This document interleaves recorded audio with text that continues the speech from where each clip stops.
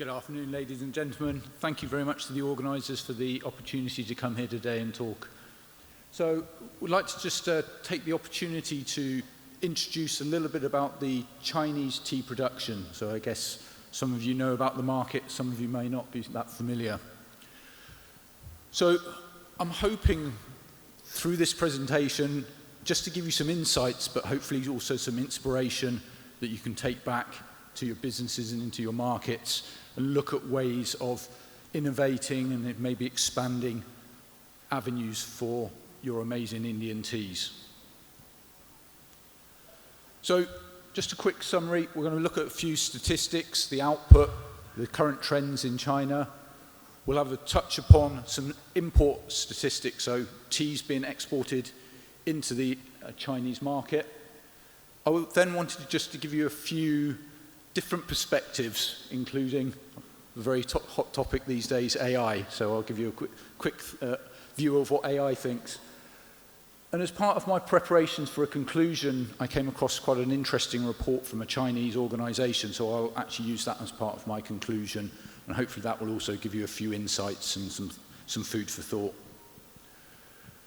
So, based on the full data available, this is a chart looking at the output and area in the production. So the green over here, we're actually looking at the area. In China, we use something called a mu, so I've done a basic conversion at the top for you there. But we can see Yunnan down in the southwest is the top area. We also see Guizhou, which is actually a very new area. That's really come up in the last 10 years. A lot of that's been done through poverty alleviation projects. And then going down through there, you can see very much the southwest and then sort of Fujian in the east. In terms of output, Yunnan similarly at the top there, but we have Fujian, home of all the oolong teas and many of the refined black teas on the east coast there.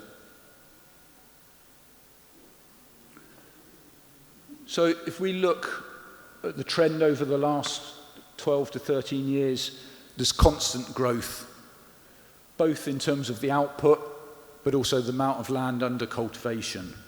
And we're seeing that expanding going on, and like I say, opening up lots of new areas within China to create additional production. Diving in behind this, I thought we'd just have a quick look at the actual types of tea that have been produced. So you can see here very clearly, green tea is still the predominant output. We then have black tea, what's called dark tea, which is sort of post-fermented teas, so Shupua, if you know that one, oolong tea. The black tea here is probably quite different to some of the teas here, so this would predominantly be orthodox teas, a mix of black teas from Anhui, black teas from Fujian, and also black teas from Yunnan. You then have white tea, and then the very niche yellow tea. So, but we see white tea as quite an important tea in terms of orthodox production as well. So I hope that really just gives you a very, very simple overview of roughly the sort of production, the trend in terms of output, the trends in terms of what's happening across the country in terms of regions and production. Obviously, hopefully, something that's important for you is the growing import market. So this has really been driven, as we can see here, predominantly by black tea. So a lot of this is coming in really in for CTC. We also see niche green teas being brought in, and oolong tea here, which is primarily coming in from Taiwan. So I just wanted to highlight the key ones here down the side. So you've got obviously packaged, loose, and then also tea extracts as well.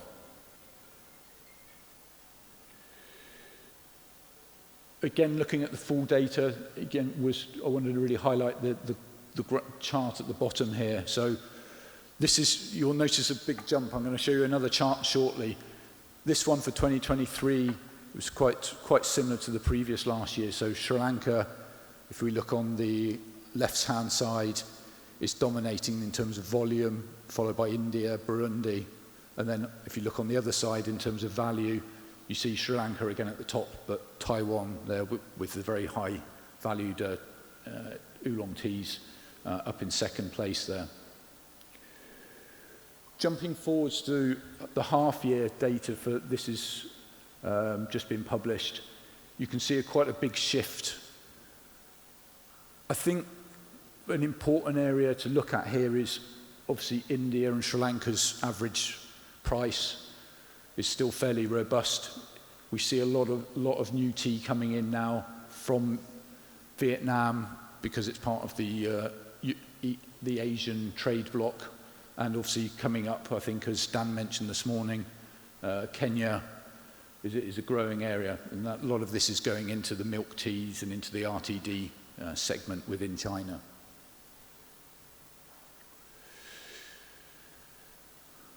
Similarly, obviously, pretty much completely dominated in the first half of 2025 by black tea. I've included these figures. These are actually from the United Nations Comtrade Plus, so this is actually a really good data source if you're looking at trying to get some information on any market. This is updated regularly. It's very easy to download, so it's worth having a look at this if you're interested in this type of statistic. The top half here, I've just included 2023, 2024 figures, just to give you an idea of the breakdown between the different HS codes in terms of the bulk and the smaller packaging sizes as well. Below that, I then extracted the India exports to China, so we can see there was a really big shock around COVID period, dropping back in 2021 and then sort of gradually now rebounding. But certainly from the people I speak to, there's still a very positive outlook in terms of Indian teas into the Chinese market. So as we look at in a short while, I think there's a lot more opportunities that the Indian tea industry, the producers, can do within the China market. On the far side, I just wanted to show this is actually where imported teas are going in China. So China is very much a regional tea market. There are huge differences in terms of how tea is consumed, how it's processed throughout the country. So if we look at the top here, which is Guangxi province, this is down in the south, so a lot of this tea is actually coming in from Vietnam, been brought over the border, processed, and then resold within China. You obviously then have places like Beijing, Shanghai, Zhejiang, which are obviously big consuming centres. So you'll actually see Shanghai there, you've got the red block there, that's actually bringing in predominantly US, European packaged teas for then resale within the city. Fujian is the eastern board there, and there you see a lot of value adds. So there's a lot of actual post-processing. We're looking at a lot of extract work, looking at a lot of blending. So again, there's very distinct demands within the country itself. So really sort of the aim of what we want to be doing here is looking at so much of what everyone said today. What is it that we can do as an industry to take our amazing product and get it in front of consumers in a form that the consumer wants? So this is from Mr. Wang. I spoke to him the other day before I came here, and I said, look, I'm coming to India. What should I say? So he gave a quick review of his current market situation. Unfortunately, like the rest of the world, there's definitely an impact from the global economy situation. So we're seeing within the general tea market within China definitely a slight softening of the demand. But certainly from Mr. Wang's point of view, he still remains very confident about the Indian exports and is very keen to continue to support that. I think one very important thing that he pointed out here is he would love to know more about the Indian market. The problem in China is they are quite isolated in terms of information flow, lack of access to information. So how can India provide data in terms of what's been outputted, prices, explanation of different tea producing regions, different clarifications in terms of quality, in terms of characteristics of teas. So I think this is a really good opportunity for India to better communicate what it actually has. This is a very brief slide because I spoke to another friend the other day who's actually head of one of the US consumer companies, and he's based out in Asia. And I said to him, what should I say to the guys in India? And he's like, make tencha. If you don't know what tencha is, get on Google or Bing and have a read, because this is certainly something at the moment that the global tea market can't keep up with production. So as a quick summary, it's basically the pre-step before matcha. So have a look, and there's definitely an opportunity over the next 5 years for the Indian tea market in there, both I think export-wise but potentially also domestically. So can anyone translate this for me? Only joking. So this was, as I said, I wanted to quickly ask DeepSeek, which is the equivalent of ChatGPT, a little bit about what it thinks Chinese consumers view Indian teas. So I think it's a bit of an oversimplification, but I think it also does reflect what I see as well. Particularly Assam and Darjeeling have really strong brand awareness. Most people in China, even if they're not tea experts, have heard of those particular regions.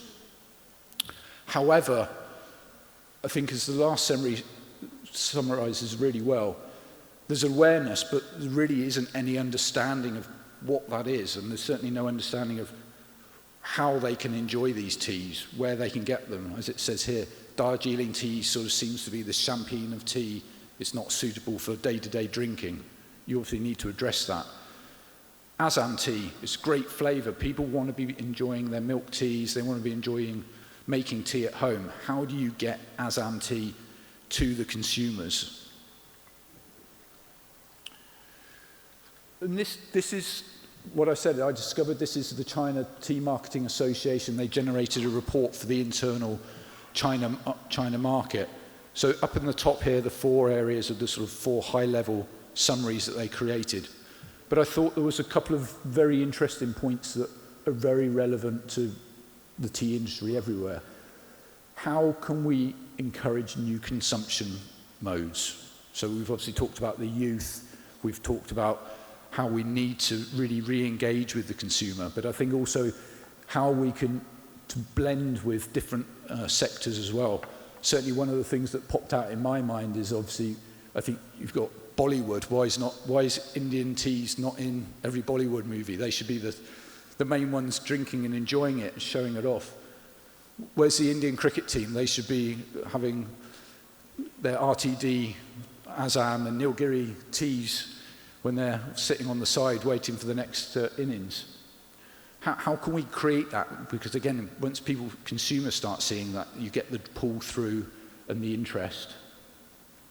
I've talked with a number of people today around this whole thing of how can India build its own tea culture? How do you have tea events? Get people actually trying tea, understanding tea. Right? Does the average consumer in India know the difference between a Nilgiri tea or an Assam tea or whatever?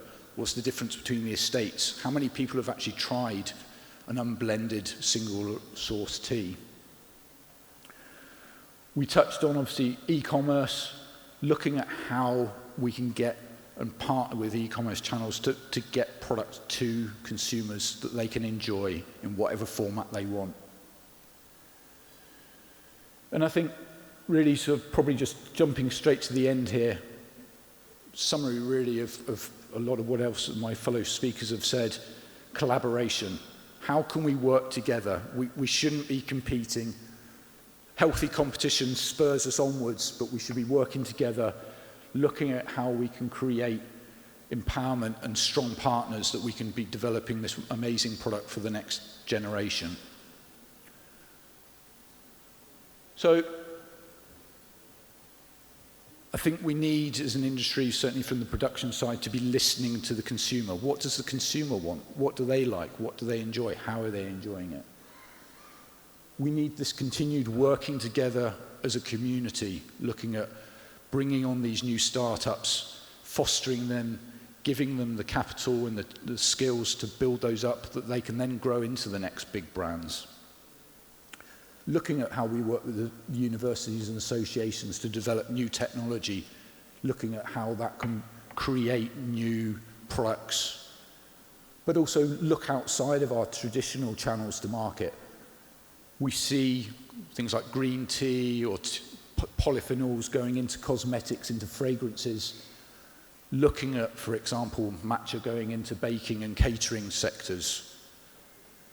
We also need to look at developing value rather than just focusing on price. Where is the value? What else can we add through the amazing natural product that we're producing?